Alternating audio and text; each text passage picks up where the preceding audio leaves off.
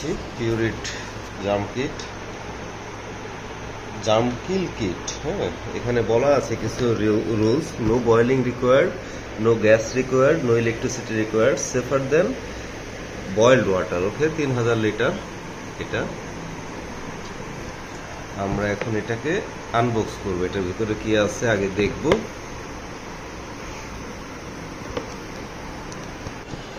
কিটটা খুলতেছি।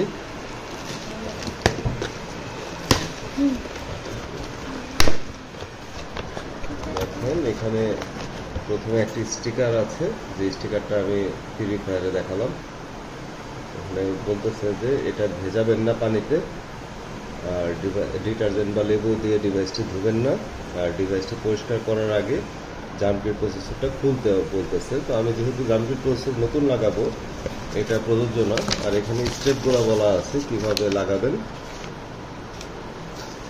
তো আমি আপনাদেরকে একদম লাইভ দেখাবো, হ্যাঁ লাইভ দেখাবো যে কিভাবে করতে হয়। সেক্ষেত্রে আপনাদের আসলে খুব বেশি টেনশন করার প্রয়োজন নেই। এখানে বাংলা সাইড এই পাশটা,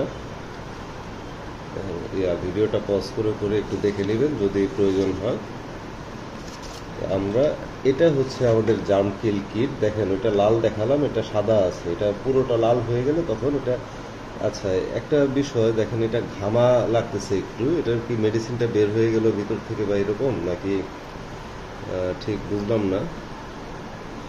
এটা তো ভালো লাগতেছে না বিষয়টা। যাই হোক, আশা করি এটা কোনো সমস্যা না। তো এখানে দেখেন, এখানে সিরিয়াল নাম্বারও দেওয়া আছে। এখান দিয়েও একটু একটু ইয়া আছে, পানি পানির মতো লাগতেছে। আচ্ছা, এটা সোজা করে রাখতে হবে, এইভাবে সোজা করে রাখতে হবে। রাখলাম।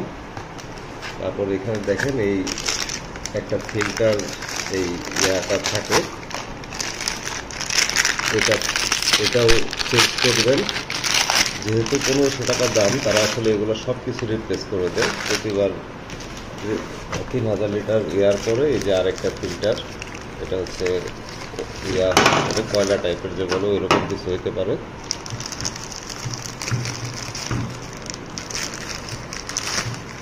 নর্মালি বলে ডিভাইসটা এইভাবে রাখতে বলে পরিষ্কার করার আগে, কিন্তু আমরা যখন বক্স রাখি তখন আসলে এটা কীভাবে রেখেছি। নর্মালি বক্সের ভিতরে তো আসলে এটা ইয়া না, বোঝানো পারে। তো আমি এখন মেশিন ফিল্টারটা খুলবো, ফিল্টারটা নিয়ে আসি।